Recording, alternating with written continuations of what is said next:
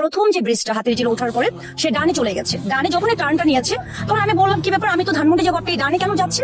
তখন সে আমাকে বললো আমি আপনার লোকেশনে নিয়ে যাচ্ছি। তখন সে যখন দাঁড়াচ্ছিল না তখন আমি বললাম শাউট করুন। আমি তখন একটু চেপে সামনে এসে ঝুঁকে আমি বামে চেপে জাস্ট গ্লাসটা খুলে দিয়েছি। খুলে দেওয়ার পর আমি খুব চিৎকার চেতনা করছিলাম যে হচ্ছে কি আমাকে বাঁচান, আমাকে আমাকে ধরে নিয়ে যাচ্ছে, আমাকে নিয়ে চলে যাচ্ছে, আপনারা কি আছেন, আমাকে বাঁচান। Wake up to reality.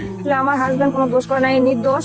উনি একটা কল আসছিল ওনার কাছে, উনি কলটা রিসিভ করার পর যাত্রী উঠায়। এই যাত্রী ধানমন্ডিতে যাবে, পরে এনার লোকেশনে বলতেছিল যাইতেছিল। যার পরে ইতিমধ্যে ইনি বলে এনার মধুঘাট থেকে এনার একটা বন্ধু এনার গাড়িতে উঠবে, এনার সঙ্গে যাবে।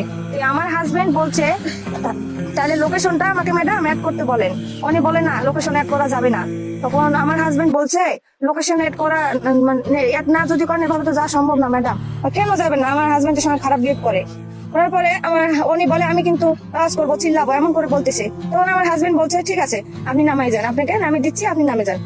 তো নামে দেওয়া হয়, ইনি দরজাটা ঠাস করে লাগাই দিয়ে নেমে যান এবং আমার হাজবেন্ডকে তার ভাড়াও দেয় নাই।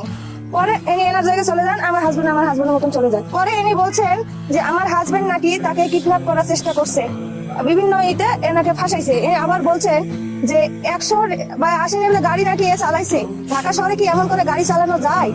আর আপনারা দেখবেন ও নাকি বলছে ঝাঁপ দিয়েছে, আর ঝাঁপ দিলে ওনার তো হাত পা কেটে যাবে। ওখানে সিসি ক্যামেরা লাগানো আছে, আপনারা দেখলে চেক করলে দেখতে পারবেন। আর এই ঘটনাটা ঘটছে দুপুর 12টার সময়। 12টার সময় কি অ্যাপসের মাধ্যমে কাউকে কিডন্যাপ করা সম্ভব? আমার স্বামীকে ফাঁসাচ্ছে, আমরা দিন আনি দিন খাই। আজকে আমার হাজবেন্ড নাই, ওনার পিছনে এত টাকা খরচ হচ্ছে, আমি কোথায় পাবো? আমি মানুষের থেকে হালাত করে নিয়ে চলতেছি, মানুষ আমার কতদিন দিবে, আমি নিঃস্ব। আপনারা আমার পাশে দাঁড়ান। ওনার এগুলো সব সাজানো নাটক, উনি ভাইরাল হওয়ার জন্য এগুলো বলছে।